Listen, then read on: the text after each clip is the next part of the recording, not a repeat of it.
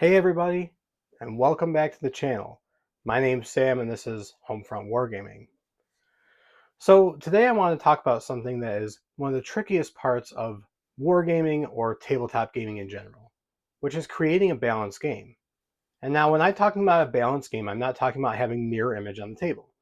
What I'm talking about is creating something that is fun for everybody. Now, whether you're the veteran wargamer dad or a curious mom or a 7-year-old that's just learning how to roll dice for the first time, we've all been there. Kids get frustrated, especially if the game feels too hard. And if the game is too easy, then the adults get bored. And before you know it, the whole game night turns into a big grumble fest. So let's fix that. Today, I'm going to be sharing my favorite ways to create fun, fair battles where every family member can feel like a hero.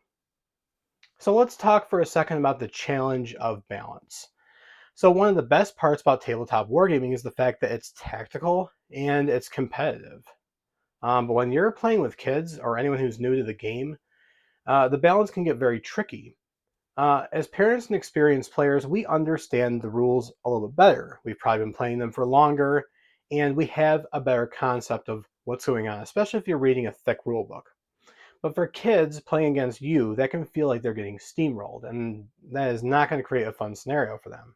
The goal isn't to go easy on them, but it's to create an engaging, story-driven battle where the kids know that winning isn't the only reward. So tip number one is to give the kids the cool stuff. So kids aren't going to care as much about the victory points as much as they are going to care about having the tank that can destroy every other tank on the battlefield, or the dragon that breathes fire. So give them the cool stuff. If you've got an awesome painted troll miniature, give them the troll. Don't give them a bunch of boring infantrymen when they can have a cool beast. Give them something that is fun to play with. Let them control the powerful units, the hero characters, or the game's best terrain. This creates exciting moments where they feel like they are the star of the show. So tip number two is going to be to adjust your objectives and not your stats. So we don't want to take a rule set, especially if it's working good for you, and adjust the unit's stats or fudge dice rolls. Like I said, this isn't about letting the kids win. It's about creating a good story-driven game. So what we're going to do is we're going to create balance through the objectives. For example, maybe Dad's army has to destroy 3 different buildings, but the kids only have to capture one objective. You're still playing at full power as the adult, but they have an easier win condition. Tip number 3 is to use asymmetrical missions. Now, wargames don't have to be mirror matches.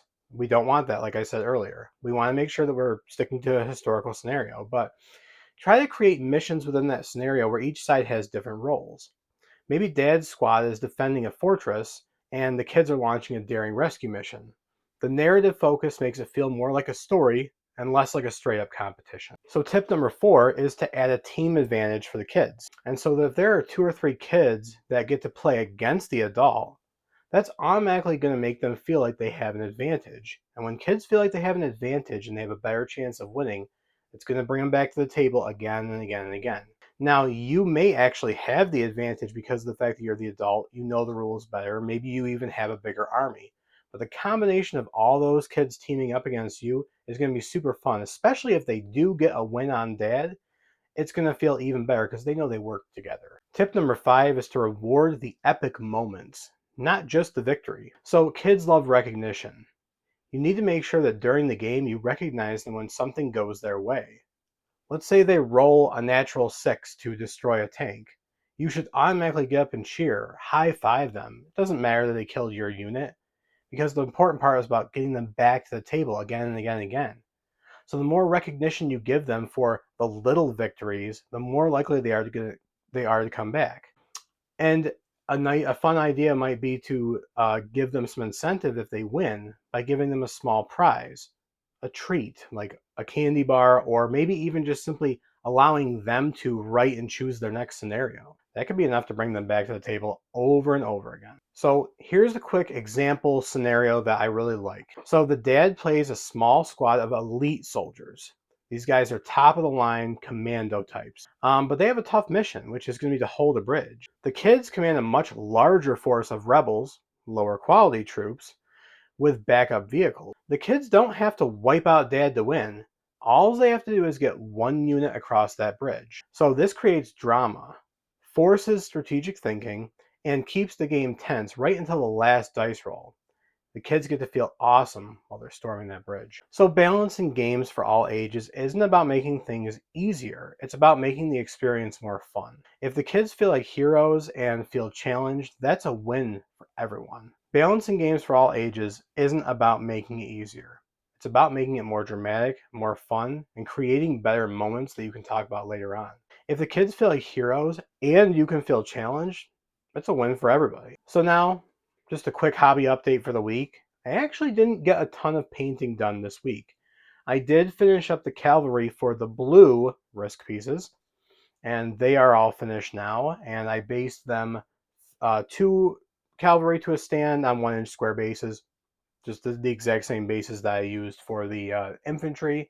And so now I'm going to be working on the red, gray, green, the white, and then we'll be all good to go with them. Then we'll move on to the artillery. Additionally, I did just for some reason make a random hill. I've got a bunch of hills. Normally I just cut out foam shapes and I slide them underneath my game mat that I have, my blanket on my table. But this week, for some reason, I decided I was going to make an actual hill and flock it and all that stuff, so I did. And the reason why I made this hill is because I am working on a World War II project right now. And so this week in the mail, I got my first pack of World War II 15 millimeter U.S. infantrymen.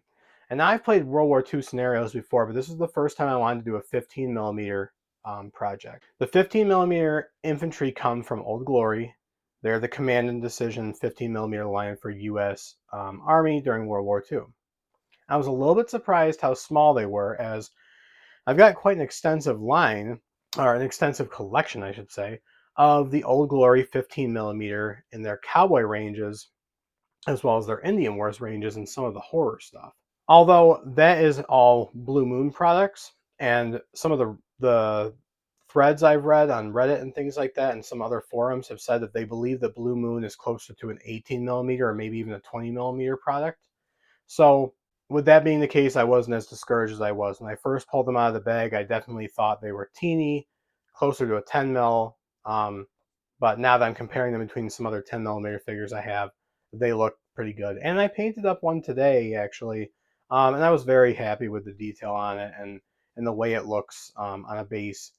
This one here that's spinning around is still drying because I just did his base, and he hasn't been varnished. That's why he looks a little bit glossy because of the Agrax Earth shade that he's got on. So, and that's it for this week as far as my hobby update. Going forward, I'm going to continue to work on the Risk Pieces Army, paint a few more of these 15 millimeter miniatures, and just kind of see where the week takes me, especially with all the kids back in school. I've got quite a few hours during the day to just paint and work on my own hobby. So that's all for now. Thank you so much for watching the channel. If you enjoyed this, make sure you drop a comment below. And please check out some of our videos from our recent Rome versus Carthage series that we just wrapped up and had the finale on. So if you haven't seen that yet, go ahead and check it out. Thank you, everybody, and we will see you next time.